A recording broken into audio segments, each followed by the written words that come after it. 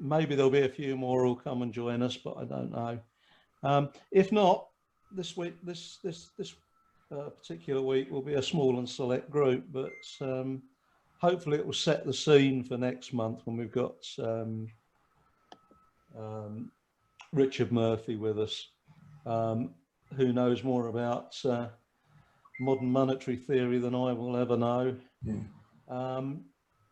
I titled this The Magic Money Tree because I think although the initials are the same, or because the initials are the same as well, but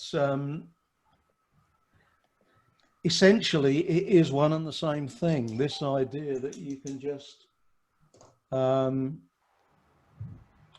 you can print money to get out of trouble.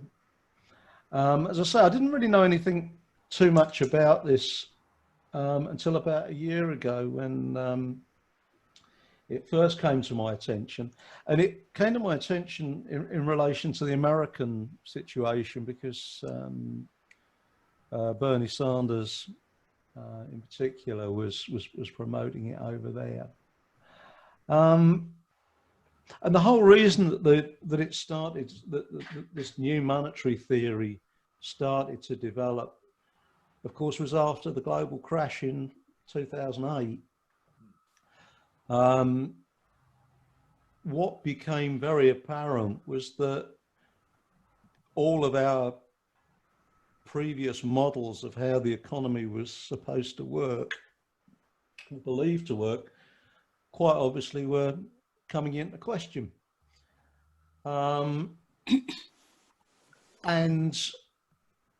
the assumptions that I think all of us have sort of pretty much grown up with, that you had to balance the economy and control inflation and do all of the things that the Tories told us were good for us, were questioned. And certainly the idea that there'd be no more boom and bust and all the rest of it if we followed these kind of prescriptive measures came into question. But of course, what's really accelerated the situation now is that with the coronavirus, this has really accelerated things because, of course, we've got a situation where not only has the economy flatlined for the last 10 years, but we've also got a situation where now we've had something like a 25–30% contraction in our gross domestic product. And we're expecting to be dealing with one of the worst recessions perhaps since the Middle Ages. And what seems to have happened is that the Conservatives have suddenly discovered this magic money tree that they told us for the last 40 odd years, 50 years maybe, didn't exist. And suddenly it does. And because where the screens are, I can't actually see the numbers anymore, but I think I'm right in saying the furlough scheme has cost us something like, or has cost the government some 300 billion. The national debt is now the other side of £2 trillion, and the budget deficit is, I think, also 300 billion. So we've got these eye-watering figures. I can't even conceive of what those kind of numbers really mean.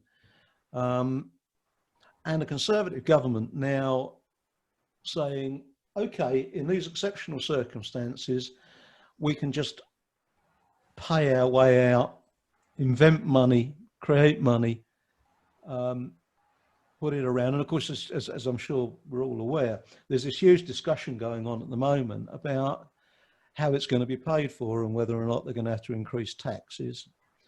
And even the Labour Party, not very impressively in my view, are saying tough choices have got to be made, and it looks as though they're going to accept the idea of tax increases. across the board, perhaps not immediately, but at some point, a move away from the tax policy of the Corbyn years, at least, of only taxing, in terms of income tax, at least those above 80,000. And they're also seem to be moving away from this question of increasing corporation tax. I see that Keir Starmer today has been saying that this is not the time to increase corporation tax. So all of these things are in motion at the moment. But I think before we get into what modern monetary theory is, it's certainly good for me to revisit what classic monetary theory was all about. And it really goes back to the 1970s and the rise of this sort of neoliberal economic policy. Because at the time, the problem was, on the one hand, that you had high inflation, and towards the end of the decade, we were moving towards high unemployment as well. And I guess most of us of a certain age, at least, will remember that poster, "Labour isn't working," because of the level of unemployment. And the issue was really how, at least the way that the argument was framed at the time, was how you kind of balance this need to bring inflation down and also avoid unemployment. And I guess that's supposed to be Jim Callaghan, I guess it is, hanging on that raft there, trying to navigate his way through. But the Tories at the time and their neoliberal think tanks did have what they believed to be a solution, and that was, if they could restrict the supply of money, then they believed that inflation could be brought under control, because simply by demand and supply, if there wasn't as much money around, then prices would have to come down, because having too much money in the economy, in their view, created inflation, because there was now too much demand trying to buy those goods. So the way you controlled inflation was simply to restrict the money supply. And this is the part where you do the booing. Part of the rationale for all of this was that this was sold to us on the basis that governments behave in the same way and have the same responsibilities that we do as households. And there's Margaret Thatcher with a 1974 bag of groceries in one hand, and this was in 79, this photograph was taken, and the comparable amount that it would buy in 79. And this idea that responsible families only spent what they earned, and that government should only spend what it earned, what it took in taxes. She very famously said at one point, there's no such thing as public money, there's only taxpayer money. That the modern monetarists would say is absolute nonsense. In fact, it's the other way round. But we will come to that. But this whole idea of what you do is you treat government spending as though it's family spending or company spending or whatever, has been drilled in for this 50 odd years or more. I mean, even to the point, and this is definitely not a sort of particularly partisan point, you know, the last election and the one before 2017, 2019, you know, the Labour Party's policies were all costed. There was a accompanying document that said, this is how we're going to pay for all of these things that we're going to do. You know, right across the board, everybody has accepted, at least in the UK on the political parties, that this kind of, you've got to balance the books kind of stuff is the way it goes. And that the big danger, if you just start printing money to get yourself out of trouble, is inflation. The potential risk with the national debt increasing over time is inflation. And to the extent that you don't believe the U.S. has a long-term inflation problem, you shouldn't believe that the U.S. is facing a long-term debt problem.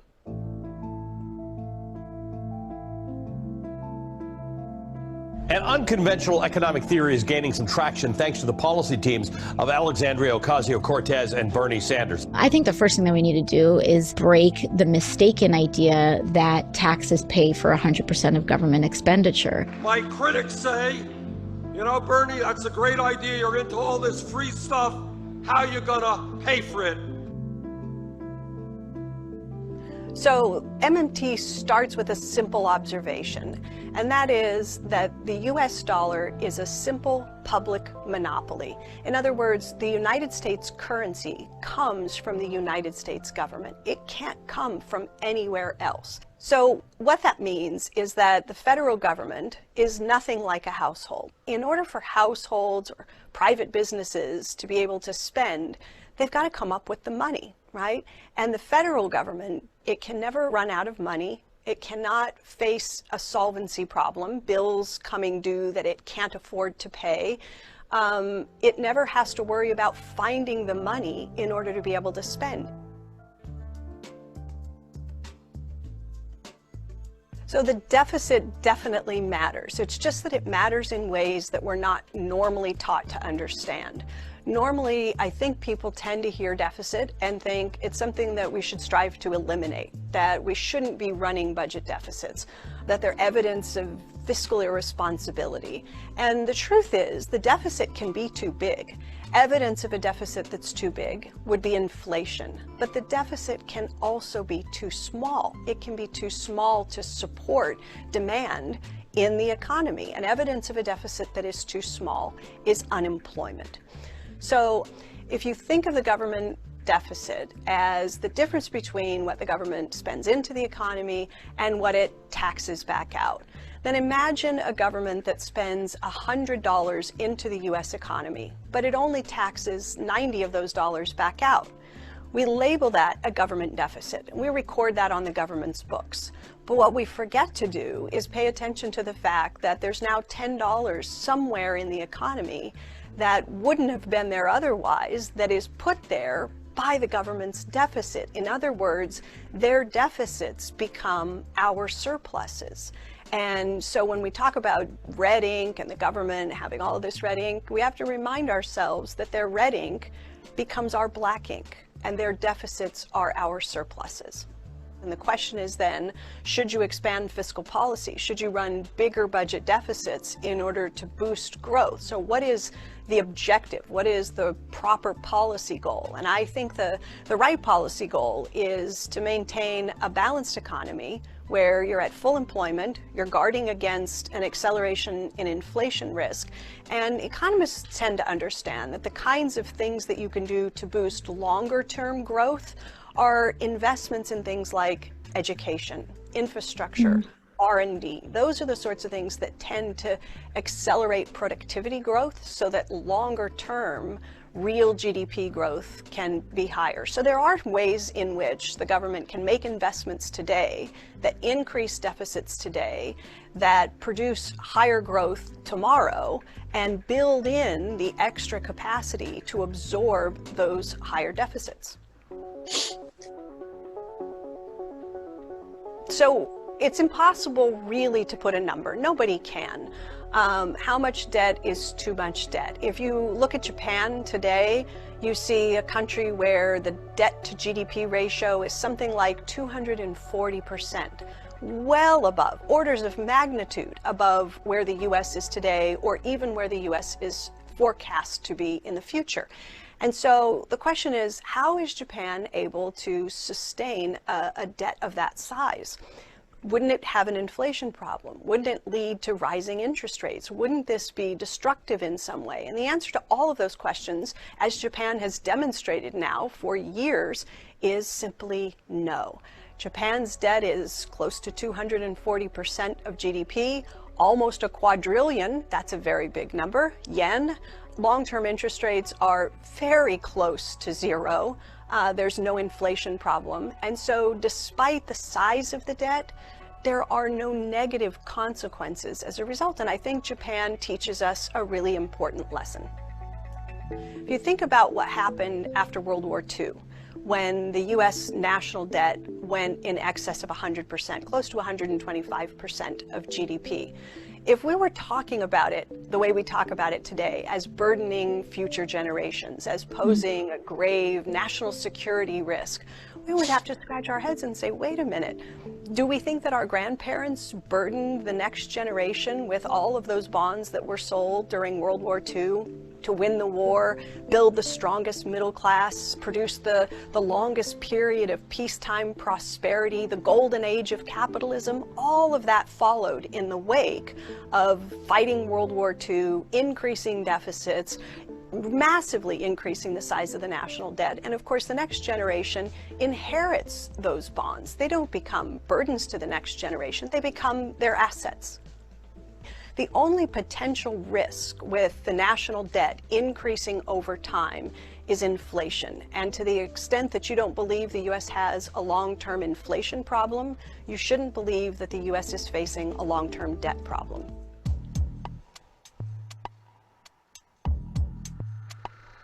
So the best defense against inflation is a good offense. And what MMT does is to try to be, I think, kind of hypersensitive to the risks of inflation. I don't see any other macro school of thought pay as careful attention as we do to the inflation risk question. And so what we would say is, look, if you are Congress and if you are considering a new spending bill, instead of thinking about the ways in which that new spending will add to the deficit or add to the debt, you should be thinking about the ways in which that new spending has the risk of accelerating inflation, and then avoid doing that. So instead of going to the Congressional Budget Office and saying, we'd like to know what this bill will do to the debt and the deficit over time, instead, go to the Congressional Budget Office or other government agencies and say, we're considering passing this $1 trillion investment in infrastructure. This is our bill.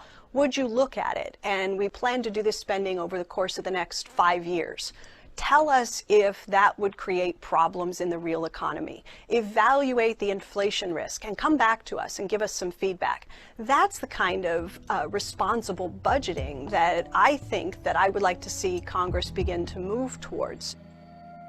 So the question about what to do if inflation becomes a problem is a different one. And I think the first thing you have to do is say, what is driving the inflation? Because to think that the inflation that is going to become important at some future date is likely to be the result of too much aggregate spending is really hard to believe. I mean, the US economy hasn't experienced what we might call demand pull inflation for almost a century.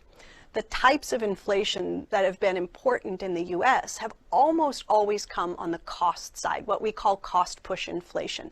They come about because of things like oil price shocks. You might see increases in headline inflation rates because the housing component or healthcare. And so when you think about how to fight inflation, if you've got inflation resulting from energy price increases, it's probably not going to do much to have the Fed raise interest rates or even to have Congress raise taxes. You've got to do something else that's going to work. So I reject the idea that MMT is about using taxes to fight inflation. That's a mischaracterization of pretty much everything we've written, but people say it all the time.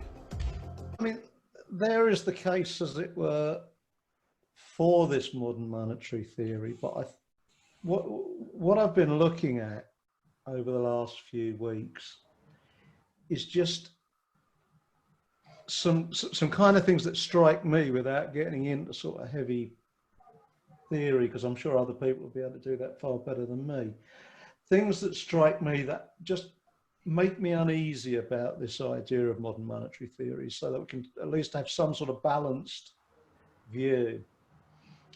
And one of the issues that was glossed over very, very quickly, I thought, was that in that video and in all of the other stuff that I've watched on this is that there is this assumption that we haven't had high levels of inflation, and notice just how the question of the housing market just got glossed over in that particular video, because it's not only governments that have the power to print money. The banks do it all the time in terms of bank credit. You know, it used to be the case back in the distant past, where banks and especially building societies could only loan out the money that they had coming in from their investors.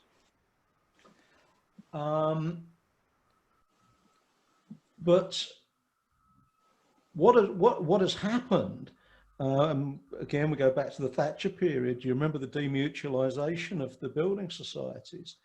They became banks, and as banks, they were only required to hold a small percentage of the amount of money that they loaned out against the risk of a run on their assets. So again, we all no doubt remember the Northern Rock situation and the other banks and building societies getting into deep trouble in 2008 because they didn't have enough money to meet their debts. It wasn't backed up by anything. So somebody would come to them to borrow money, they would just invent it out of thin air. You just have some money to lend to somebody, it's a credit, and you give it to them. And of course, what this has done, it's meant that there has been an excessive demand for housing. And from the time of the demutualisation in the early 80s, you can see what's happened. House prices have just romped away. Now, obviously, that house prices have gone up far quicker in relation to wages. So you've got house price inflation relative to wages. And what that also does is it means if you're now paying 2/3 of your income in your housing costs, and you've only got 1/3 left, that then reduces demand for everything else, which stops inflation in other areas, but it hasn't stopped inflated house prices. So it seems to me that this is something that modern monetary theory doesn't really take into account, that any bank, or now the building societies as well, because they're not actually building societies anymore, they are banks, can just print their own money if they want to. You can just give it away, providing government lets them, only limits them to holding 10% assets or whatever that figure is. The other 90% they can invent. And this also brings me on to my other concern about, is modern monetary theory really fundamentally any different from quantitative easing? And this idea of you just print money, you put it into the economy, and you let the economy sort out how it gets spent. Because when we had quantitative easing back in 2010, what actually happened was that the government sold bonds, printed money, and that money was not used to be invested in manufacturing industry, because at the time the return on the investment in business manufacturing was about 5 or 6%, whereas the return on real estate was something like 11 or 12%. So understandably, the people who bought the bonds, what did they do with it? Well, they invested it in London property. And they further exacerbated the housing crisis and house prices. And produced absolutely nothing, because nobody's employed, that's just turning money into money without employing anybody, without them putting anything in their pocket that they can then pay tax on or whatever and get the money go around. It was the reason that quantitative easing didn't work was because government didn't say, if we put this money into the economy, then it must be spent on infrastructure projects and all of the things that were commented on in the video. Now, the thing there is that without essentially a planned economy, without government saying this extra money can only be used in these particular ways because we deem it to be good, if you leave it to market forces, what will happen, of course, is that people will find the highest return. And if the highest return happens to be, I'm rather reminded actually of a story I was told by Mick McGarhy many years ago when he was the president of the Scottish Miners. It was not a story as such, but a joke. He said if children, if there was more profit in sending children to school wearing balloons than wearing shoes, then our children would go to school wearing balloons. Yeah. You know, and that's the way the markets work. If the profit is in, at the moment, in real estate, which is where it is, the reality is that it doesn't matter how much money you put into the economy. If people invest it in real estate, you produce nothing new. Not one new house, not one new field. They all just exist anyway. It doesn't actually do anything other than drive prices up. So again, this is a second concern.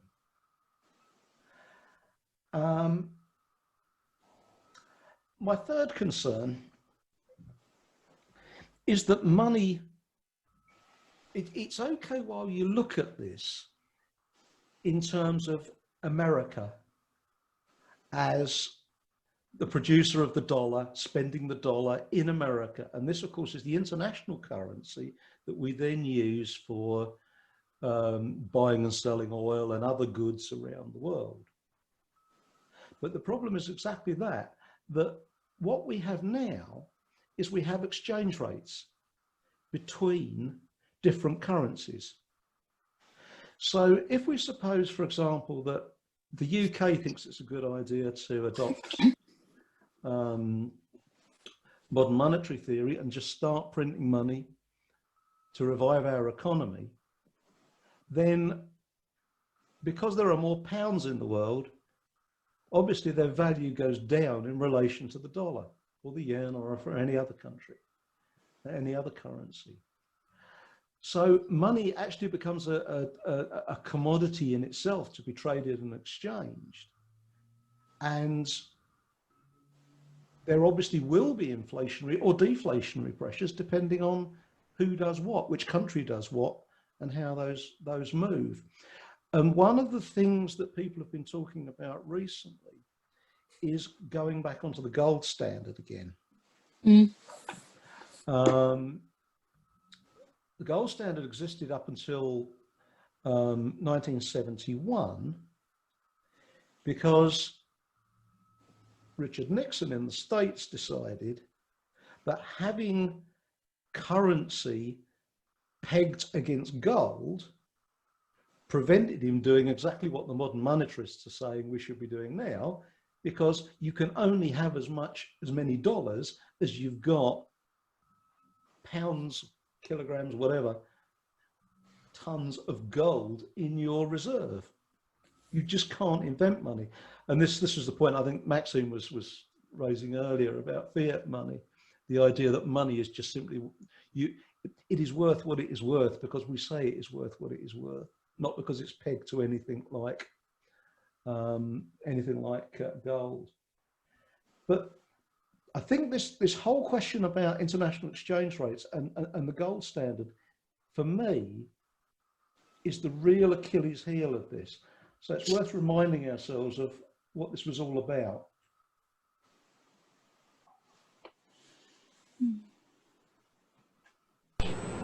I have directed Secretary Connally to suspend temporarily the convertibility of the dollar into gold or other reserve assets except in amounts and conditions determined to be in the interest of monetary stability and in the best interest of the United States. In full cooperation with the International Monetary Fund and those who trade with us, we will press for the necessary reforms to set up an urgently needed new international monetary system. Stability and equal treatment is in everybody's best interest. I am determined that the American dollar must never again be a hostage in the hands of international speculators. I'm taking one further step to protect the dollar, to improve our balance of payments, and to increase jobs for Americans. As a temporary measure, I am today imposing an additional tax of 10% on goods imported into the United States. This is a better solution for international trade than direct controls on the amount of imports. This import tax is a temporary action. It isn't directed against any other country. It's an action to make certain that American products will not be at a disadvantage because of unfair exchange rates. When the unfair treatment is ended, the import tax will end as well. It seems to me that the whole thing about taking the dollar off of the gold standard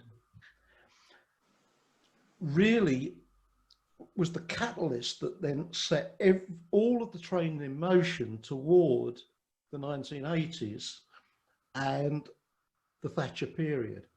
Because when gold came off of the, when the dollar came off of the gold standard, because oil is paid for in dollars, when OPEC started restricting its production of oil, of course, the oil price went up.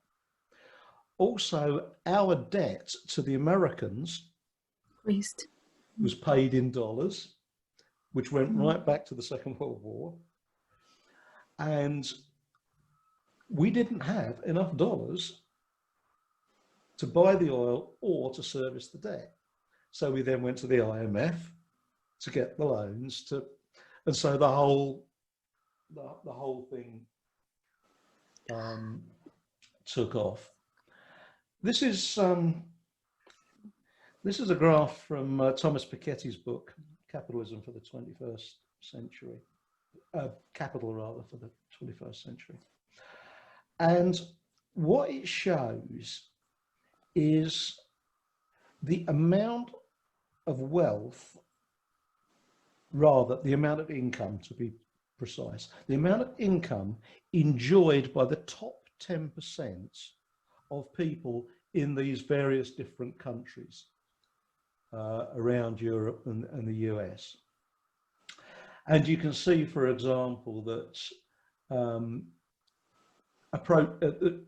in 1900, the top 10% of earners in the UK had something, but somewhere between 45 and 50% of all of the income. And if you look at what happens all the way through the First World War, all the way down to 1970, the share of the income in the UK has got down to a point where it's below 30%. I don't know, it's about 27% or so by 1970.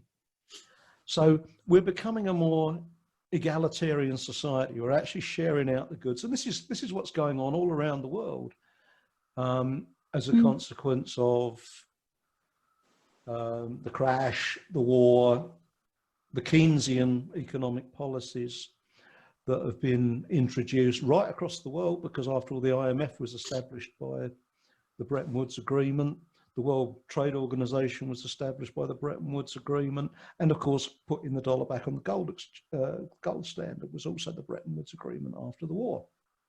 So all of these things that have actually helped make our society more egalitarian hit the buffers in 1971, when Nixon takes the dollar off the gold standard. And after that, we become increasingly unequal to the point that we're now pretty much back at where, well, this is 2010. I think we're now even worse off in terms of relative inequality than we were at the end of the First World War. Now, it seems to me, that access to fiat money, that ability just to print money and not have it pegged, that has actually created the problem. And I'm not at all convinced that the best way to fix a problem is by more of the same. I've only got one other short video that I'll play for you, and it'll give you a chance to, it sort of brings all of this together, I think, quite nicely. And perhaps afterwards we'll have a bit of a chat about how we feel about all of this, because as I say, next month we've got Richard Murphy, who is an advocate of this as a policy and has been advising Jeremy Corbyn and other people during the last few years. So this theory comes to us with a good pedigree, but so I have my doubts. Anyway, this kind of sums up the points I hope that we've been making. Excellent schools, support for our veterans, medical research, upgraded infrastructure. Imagine if we could afford all these things. Well, we actually can. But somewhere along the way, we forgot the true power of our currency. We invented the US dollar so we could unleash the full potential of our nation, of our people, of our land, and of our economy, to achieve our greatest aspirations. You see, the United States is a currency issuer. Currency issuers are completely different than currency users. This distinction is a really big deal. Cities, businesses, and households like yours and mine are all currency users. Our federal government is not. Currency issuers are unique. They should not behave like currency users. If you can grasp that, you're already further along than most of our politicians. Currency is our government's money. Only the US government can create our nation's currency. Many countries work this way, but not those like Greece, which gave up their national currency. Not all money is created by the government. Banks, credit card companies, and other institutions also create money each time they issue credit or loan. We call bank money credit to distinguish it from currency. Most of the money in our economy is bank credit, but credit is not the same as currency. Currency plays a unique and important role in our economy. As a nation, we dream big about how to make life better for our citizens and communities. Unlike you and I, who have to earn or borrow money to spend it, we gave our government the exclusive power to issue the national currency. Every time our government spends, it creates currency, usually just by adding numbers to bank accounts on a computer. And when it taxes, it removes some of its currency by subtracting those numbers. It's a bit like keeping score. Adding and subtracting currency to various accounts is like adding and deleting points in a computer game. So our government can't run out of its currency any more than a computer can run out of numbers to add. And it never needs to get points before it can add more. Now you may be wondering, if the government can just issue currency with a computer, why would anyone accept it as payment for anything? Why would it have any value at all?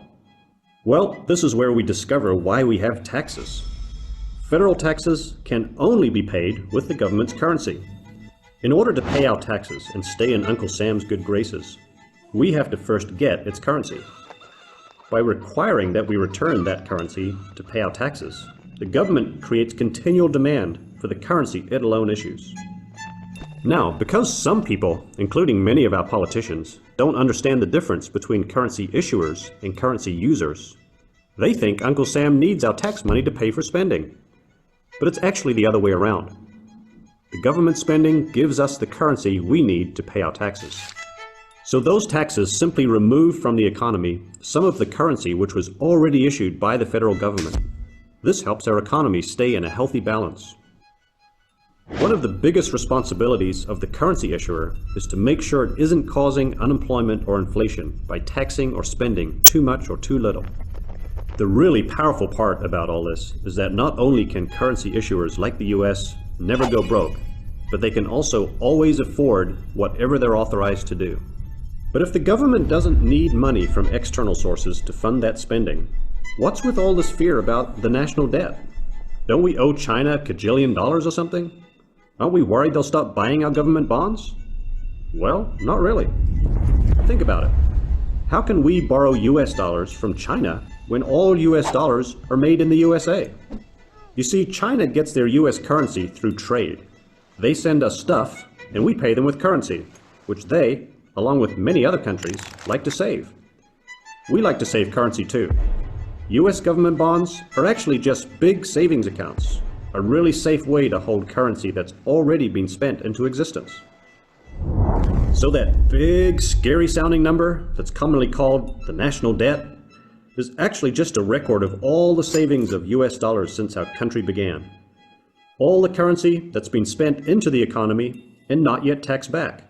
That's nothing to fear. You probably noticed that our government is almost always adding more currency into our economy than it takes out in taxes. We call this a government deficit, but it's actually a completely normal and necessary response to people saving its currency. You see, our capitalist economy is dependent on sales growth. Money that's being stashed away or spent overseas isn't being spent on the goods we produce here at home. When US sales fall, our employers have less income, and they're eventually forced to cut production and jobs. As the sole issuer of our currency, the government plays a vital role in helping our economy keep growing. We decide what we want our government paying for, and that sets the amount of currency it creates via spending. The government should then adjust the amount it removes via taxation to just enough so our economy stays at full employment and avoids inflation. In other words, Congress is supposed to manage the currency to balance the economy. Freeing our government from senseless limitations like debt ceilings and balancing the budget enables it to use its sovereign currency powers to accomplish the real and serious tasks for which it was formed in the first place. Tasks like putting available resources to work on our infrastructure, investing in the health and education of our people, ensuring our safety and well-being, ending unemployment and keeping our economy growing, taking care of our retired, our sick, our hungry, our poor, our huddled masses. Sound familiar? As we rediscover the power of our sovereign currency, let's hold our government accountable to use it wisely, for our nation's prosperity and for the well-being of all its citizens.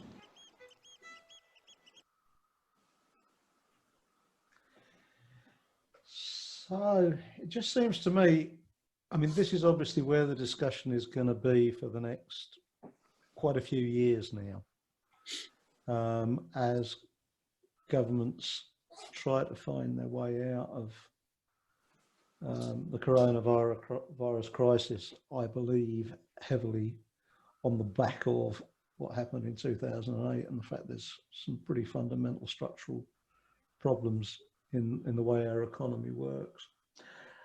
And very likely those battle lines are going to get drawn between the old classical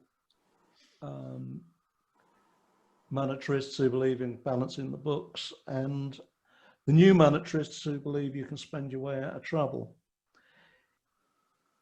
In both of those camps, of course, you're going to have people who believe that there is a kind of trickle-down economic possibility, that somehow it doesn't really matter if the rich carry on getting richer, because some of it will trickle down and all will be well in the end. We don't actually, according to these people, have to challenge the fact that actually it's the distribution of the wealth that already exists that's the fundamental problem.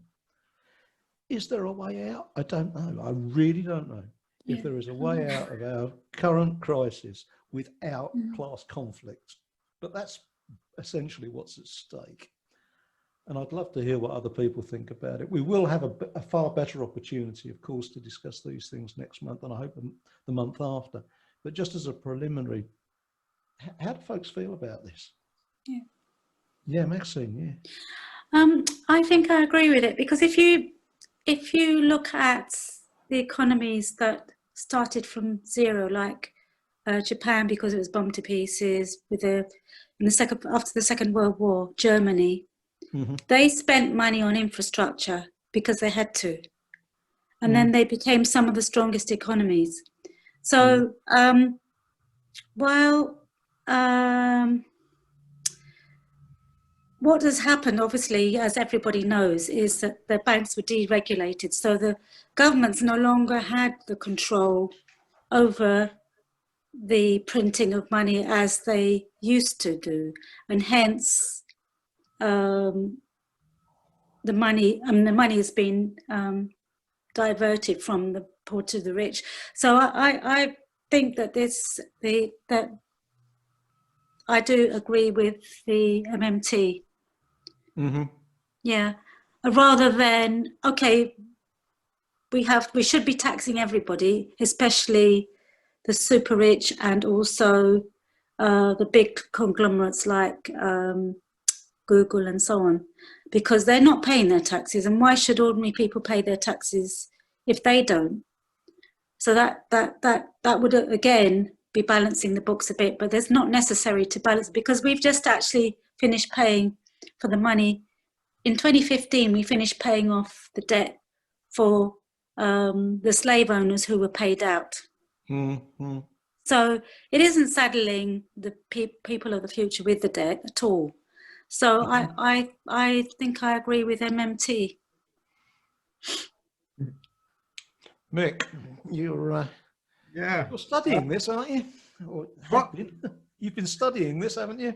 Yes, a little bit. I got a lot of the same reservations as you, Vic. I mean, the first thing that's very obvious is all the material you've shown us is extremely US-centric. As far as it's concerned, they're only concerned about the stability of the US dollar and the US economy. It doesn't even occur to them that there are other economies that they have to worry about. So that's quite interesting. There's things that are happening that basically make old style monetarism, new style monetarism, I think they're both a complete and absolute dead end. They're both based on the idea that we have to have growth. They're both based on the idea you measure GDP, and all those systems with basically the pressure of an aging population, less people working, less work around, and the climate crisis means that that cannot continue. So trying to come up with a solution that will allow the current capitalist system to continue in some manner and somehow persuade people that money is still worth something, even though there is debt, which is just a sort of, it's a trick that people do with various words like a New Deal, or you create a new Deutschmark, or you do whatever you like. And as long as you make people believe that money's worth something again, you can stop hyperinflation. But we're actually up against the most incredible changes. This COVID is just really a blip compared to what's coming. And it may have just moved things a little further along. It certainly moved my lifestyle, all my local shops, away from cash. I've got £50 in my wallet that I haven't been able to spend because nobody wants to take cash anymore. And so I don't even know what it is. You know, if somebody said that cash was now, you know, instead of £50 was now 500 new pounds, I wouldn't notice. But as I say, a few other thoughts. So trying to say we're going to have full employment, that's probably not going to be possible. Again, COVID has just accelerated replacement of people by doing less work, working less hours, automation and so on. But we just cannot have growth. At the moment, property prices are going up, but that's only because people think they can make money out of leasing it, but that's actually could end up being just as sort of nonsensical as thinking that, you know, rare stamps are intrinsically worth anything. Again, property prices, gold, it's all just worth what people believe it's going to be. So I think it's a red herring and a dead end. I think one final thought, I think Britain this week, or this month anyway, we've achieved a national debt of £2 trillion. Well, and at the same time, Apple have announced, or not Apple, but the markets have realized that the valuation of Apple Corporation has now achieved $2 trillion. That's interesting. So, well, maybe that's what, Apple could just buy it. What we've got, this idea of looking at America is too parochial, but also looking at any national currency is too parochial, because we now have companies like Apple. They are worth huge amounts of money, and it's not even, it's not just that they're not paying their taxes. I mean, they're actually using resources all over the world. We build roads for Apple to go to people to drive to their factories. We pay money to educate the people who work in their factories. We provide the infrastructure that lets them advertise their rubbish. We provide health services that keeps their employees at work. And we do all this stuff and they do nothing. And we are, I think, going to achieve very quickly some sort of an endpoint. So I just think looking at a different subtle change to modern capitalism, and that's all MMT is a dead end. I think we're going to need much more fundamental revisiting of how we do things, probably making a lot of essential services free and just giving up the idea of money, because otherwise we're in real trouble. That's my thoughts. Real doomed. It seems to miss out. There's some big changes coming. Seems to miss out the seems to miss out any consideration really of class struggle in terms of what happened with Thatcherism. It wasn't simply about shifting wealth to the rich. That may have been its starting point. It was also about taking on the power of unions and so forth. So there's the working class, the class struggle dynamic that doesn't seem, it just seems to be about manipulation to try and generate consumerism. So it is kind of reminding me of Keynesian economics in that sense. I don't know if you've ever come across Hillel Tichton's theory about why money's not being, Hillel Tichton, Marxist economist, was his theory about why capitalists are hoarding capital at the moment and not investing. And he says it's partly because when you start investing in infrastructure and building up employment, then there are potential demands to create a social wage, and they don't want to give that much power to a working class. And he also has the idea that the pressure of the Soviet Union, while it existed, fed into the creation of welfare states and so forth.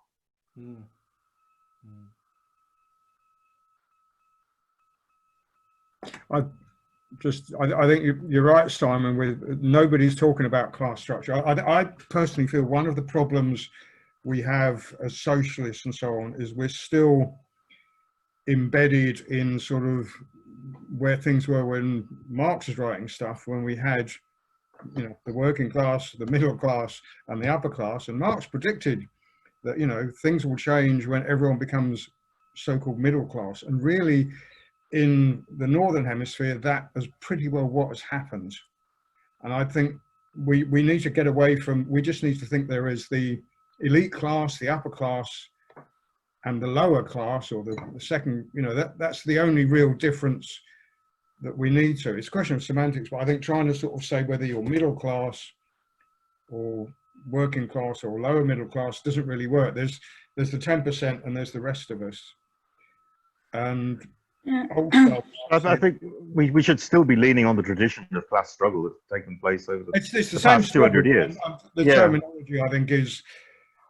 It may sound a bit alien to people, but at the moment, I'm going through a redundancy consultation at my workplace. We teach English as a foreign language. So it's very, very white collar. The cultural atmosphere of the place is what you might term middle class. And in a sense, it's quite difficult to mobilize a kind of mentality that views management as the enemy, to put pressure on management to, for example, give us an enhanced redundancy deal above the legal minimum, the statutory minimum. But I still think the class dynamic is clearly there. We are being attacked because of this COVID-19 crisis is not our responsibility. It was the destruction of the natural environmental kind of balances that kept these kind of pathogens in check. It was that short-sighted kind of development, and it's the same kind of short-sighted development that means that the company I work for shifts around capital in tax havens and so on. They're not going to dent that.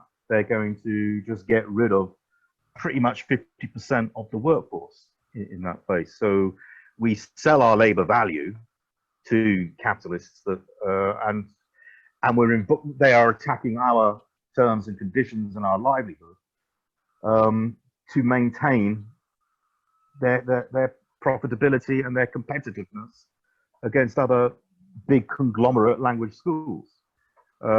So I see what I'm not sure what you mean. I don't see the necessity of emptying and changing the vocabulary necessary just because we're not wearing cloth caps or. Yeah, I guess it's the point is that really the struggle there is just a two-part struggle, not a three-part struggle. Yeah,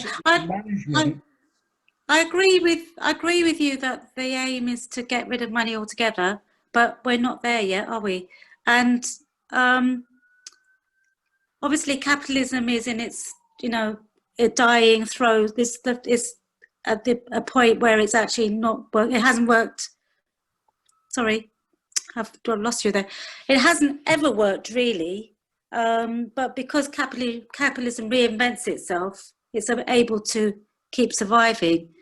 And yes, it is a class struggle, obviously. But how do we get the working class on board when they've actually no longer joining unions? So there has been an increase recently, but because of the mainstream media and the control by people like Murdoch, people are still buying into the fact that socialism doesn't work. They look at some of the countries like the Soviet Union. They don't actually know what goes on in Cuba. Cuba is a great model for us to follow of how to survive without having money. But in the meantime, how do we achieve that road to socialism, or what they managed to do in the Scandinavian countries and get rid of the 1%? So surely, as you say, Mick, there should be a two-stage process. What is the two-stage process? Yeah, I mean, we can start doing things like sort of taking a lot more money in tax. There's an interesting point in one of the videos that tax is one way of actually keeping up a demand for money by making people pay it, which I thought that was quite an interesting point of view. And that was a Scandinavian approach. We have now basically a mindset in most of Western civilization that instead of paying taxes as being like a good thing to do and a public spirited thing and it's something everyone should be proud of, it's just like people think it's people stealing from you, and everybody does. They do. The working class feel that, well, I'm paying 10% or whatever on this, and it's really being stolen from me by the elite. They're all sort of ideas that have just totally had their day. And I think, Maxine, I don't see a sort of a short-term solution coming along where we can tweak capitalism to solve it. I suspect things are going to crash. What is interesting, so what Simon was saying about his redundancy problem and so on, and yet there are lots of the lower paid are being made redundant and laid off once the furlough schemes are finished and so on. It's going to be all over the place. What is also starting to happen, and that's going to cause a really interesting change to who joins what parties, is an awful lot of people who are actually what were considered middle management, financial advisors, senior management, economic researchers, all those sort of jobs are going in some ways even faster than the lower paid ones. because you can get away with a lot of middle management running a supermarket, but until we actually get the robots in, we still actually need lots of shelf stackers. And we're going to find a whole generation of people, those over 50 who've been in jobs where they've never ever put themselves on the market, are finding themselves suddenly redundant and probably never going to work again in the rest of their lives. So that's going to be interesting what party they're going to join and who they're going to think is solving it. And my only worry is they might think perhaps we should go back to fascism. Yeah, this is a problem. That's the real thing I'm most scared of, frankly. Yeah, this is the scary bit. Well, what do you think about an immediate demand to extend the furlough, if we're talking about the very, very short term? For example, in my sector, teaching English as a foreign language, already a middle-class bosses organisation, sort of consortium of language schools, is pressuring the government to extend the furlough to the ELT, the TEFL sector, until March 2021. Presumably, we could put pressure on our management to back that campaign at the very least as a starting point. Well, I was going to say, come in. my thoughts on this furlough scheme are, there was a fundamental mistake made right at the beginning of it, and it was just a repeat of exactly the same mistake that we made in 2008. The furlough scheme was not made conditional in any way. So what's happened, for example, we've seen it over at the airport with EasyJet. EasyJet received 600 million in furlough payments, and in March they paid out in dividends to their shareholders 174 That's million. disgusting. So getting on for a third of the money that they were given by government to protect the interests of the workers went straight to the shareholders. Now,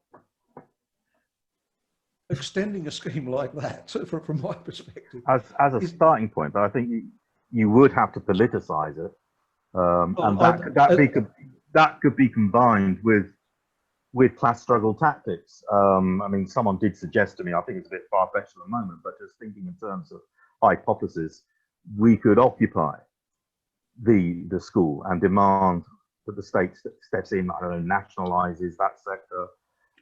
This sounds a bit far-fetched, but I'm just thinking aloud about trying to bridge the current situation where we have to act now because people are being laid off, and starting with the existence of something like furlough, and then making demands that it should be conditional.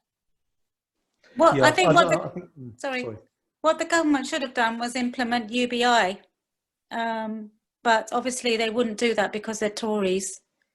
But if trade unions could press for that, I think that would help people a lot.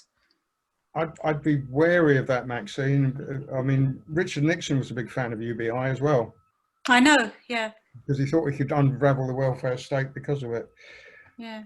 I mean, we're moving into such rapidly changing times. I find it quite strange, for example, being told that perhaps I should go out to Southend Airport and protest that EasyJet is closing down. And yet I would like to see all budget airlines close down. I'd like to see the whole jet flight industry crushed down to almost nothing. It's like feeling, for me, supporting EasyJet as a local business is a bit like supporting a landmine company. They're not, they're destroying the planet. So it's just an interesting sort of problem we have. And, the climate crisis is still barreling down the road faster than anything. We're going to start seeing. Yeah, that's the worst thing. Yeah. Food shortages probably quite soon. I mean, we've had a disastrous harvest in England this year, 40% below what we normally have. And that's going to start hitting prices, and I shudder to think what's happening in the rest of the world. So I just think it's interesting, but I think a lot of this is a distraction from the real problem. And I think that Marxists need to very quickly make some adjustments and stop trying to think in terms of, if you like, a three-class struggle, and stop trying to think in terms of demands of full employment and a fair wage, because there is never going to be full employment again. You know, I want full-on luxury communism. I don't want people to have to work at all. That's probably the only solution. Well, one thing could be like a 3-day week, which would give people time to have work-life balance. That would be a good transition Yeah. towards the 1 day or no day week. I agree, Max. Yeah. Absolutely, yeah. The other thing that I would raise about, say, universal basic income, I mean, it has actually become quite popular with folks on the right for the reasons that Mick was saying. But what I think we should actually be looking at is universal basic services. Absolutely. You know, this idea that we should have free internet, we should have guaranteed housing, we should have guaranteed food supply, you know, so there are certain free minimums travel that you should expect from the state to provide. Because one of the problems with a universal basic income, again, is how do people spend it? If they've got actually extra money coming in, there's a chance what they'll do is they'll decide that they want a bigger mortgage. And then you end up just putting money into the housing thing and pricing youngsters out of it, you know, and you just go round and round in circles. And I think, again, this is one of my concerns about this MMT, that the whole time you're focusing on money, you're not actually focusing on what it is that you want, which is the goods. It's access to the goods at the end of the day that's important. Absolutely, yeah. Well, I would have thought that the UBI would give everybody a level playing field, so that it's like not just survival, but it's just enough while there is money around, or credits or whatever people need to go to the shops, get on the bus, get to work, that everybody has the same. And when we're thinking about employment, there's different ways of working. So rather than us now all being tied into the service economy, we can now maybe get back on the land, go and pick fruits, whatever, but maybe look at changing the way we live to try to live more in harmony with the environment. So there are eco communities. So what part of this could be, well, be part of changing your the way you work is to look into well-being of people. The kids have been not at school enough, so maybe coaching children after school, or, you know, when they're not at school, that kind of thing. So I think we'd have to rethink, but the problem is we're not in power. So how do we get to change things when we are not holding them? How do we change the current system, which we're not going to change? For the first past the post, it's almost impossible. And especially if they try to rig the elections, which might be the next step. You know, so there's just different ideas. I mean, absolutely with Vic on this. Universal basic services is far and away a better way forward. It moves us away from money. You know, if, say, the internet is free for everyone, then that means that it can't be subject to inflation. You haven't got to factor that in universal basic income. All those things that we currently take for granted as free, like the air. Yeah, and water. You don't pay cards. We think roads are free, you know, so they're just basic services. The more we can expand that, the more likely we are to be able to hang on to some form of stability. Yeah, I think that, I mean, you've got a very good point, but it's just getting people, because we've been so monetarized and commodified as a global society. It may be to just say to people that in order to save this planet, we have to come away from money totally and have a bartering system or whatever, or have basic services provided. Now the government is actually turning away from that. They're doing less and less for the people that they're supposed to serve. Well, yeah, I mean, I wonder what capitalism is going to find. Capitalism is, like you said, it's always reinvented itself, and it survived by finding new markets. It's been finding new commodities. And so, you know, things that nobody ever thought you'd make money out of, like education, for example, is now a commodity. And now friendship and approval ratings are a commodity. Yeah.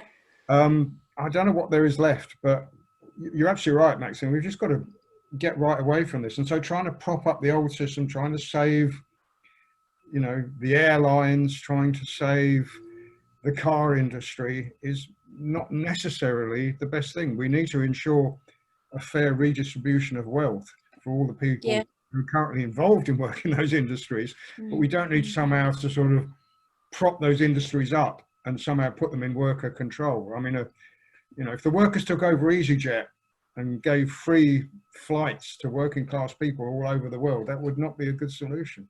No, that's true. Yeah. So I think you're right, Maxine. Yeah, we need to sort of get away from the idea that we can just survive by relentlessly extracting stuff from the planet. That's foolish. We've got to start living in harmony with it. What are your instincts, Mike? Yeah, well, we're coming back to the what it was about, this MMT. I feel, as I was saying at the beginning about theories, it's like they've come up with some way of explaining things that, to me, it doesn't make a lot of sense. I mean, it's a sort of open-ended thing. Like you just say, well, we can control the amount of money in the circulation, and that's going to magically sort everything out. I don't think it is.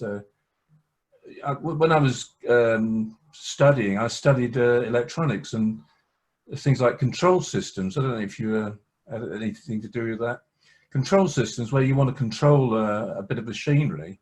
There's always a feedback loop, you know, so you can actually feed back what's happening at the results end and make sure that you trim the input to make sure you get the desired result. And there's no sort of control system, I think, in this monetary system.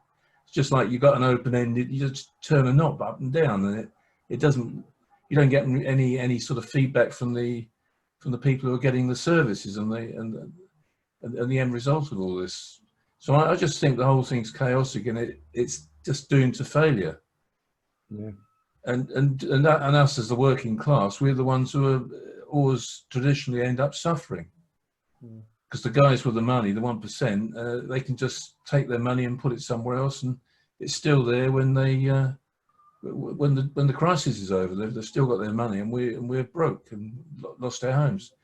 Because things like this business with the housing market, and we're seeing a real distortion of what's going on in the market. The fact that people are moving out of London, they can't live in London anymore because as a bus driver or a policeman, you can't afford to rent or buy anywhere. So those people are moving out of London to places like Southend, and you think, well, that's just crazy. Why should that happen? That's a complete failure of the system. It should be allowing people to live where they want to live, you know.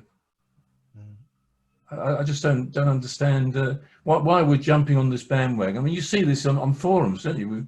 Today there's people talking about monetarism and such like, and so, well, we can't rock the boat, you know. We've got to allow capitalism to survive so they can offer more jobs to people. That's just craziness. It's a dead end. The system's chaos. It's falling about all around us. We just got to bring it down, I think. You know, make sure we do what's good for us and not for the 1%. Can I just say hi to Keith? I noticed that you snuck in. Are you still there, Keith? Oh, yes, he is. How are you doing? Hey. Have you any thoughts on this? No, preliminary thoughts? Obviously, we've got 3 weeks of this, or 3 months of this, hopefully, 3 discussions. Okay, no, I apologize, I came in late. I was out walking in the rain. It's interesting to hear you all talking. I don't have much knowledge. I don't have much opinion, I'm afraid. That's fine. I mean, the whole point of this, and it's probably worth repeating, of course, that next month we've got Richard Murphy, who is the sort of leading economist from this country, an advocate of modern monetary theory, and he's on the left. You know, I mean, he was part of Corbyn's economics team and all the rest of it. What I'm trying to arrange is to get somebody, perhaps like Michael Roberts, to do the month after, who's a Marxist economist, who was one of the few people who spotted the 2008 recession coming and was warning of it from about 2005. I know that he's not a big fan of MMT, and of course he would, I hope, be able to give that big picture Marxist perspective, which I think is the bit at the moment that's missing for me in terms of modern monetary theory, because it's not really getting, it's still talking about these things in terms that classical economists are comfortable to deal with. It doesn't talk about these things in terms of how it was actually produced. Where does it come from? Which to me seems to be the real issue. Anyway, we do traditionally try and pull up sharp on 9 o'clock with these things. So I think we should pull up stumps at this point, and hopefully we can really make a push to get folks to join us next month, because this is something that we need to be informed about. Whatever point of view we take on it, it's going to be so fundamental to what happens over the next few years that we can't allow what happened, unfortunately, in the 80s to happen to us, that we just got sucked along with nothing else to offer as an alternative. I'll just say, with being pessimistic, we can't afford to get sucked in to what happens in Germany in the 1930s either. No, definitely no, absolutely. not. Absolutely. But yeah, thanks, Vic. Been good. Anyway, folks, thank you, Vic. thanks a for lot. joining us this evening, and thanks for your patience with the technology and your assistance with the technology. I'm not the world's best with this stuff, so we got there in the end. Help. Yeah. Interesting discussion. Thanks, everyone. Thank you. I'll see you next month. Nice to see you. Bye. Anyway. Take Bye. care. Bye. Bye. Bye.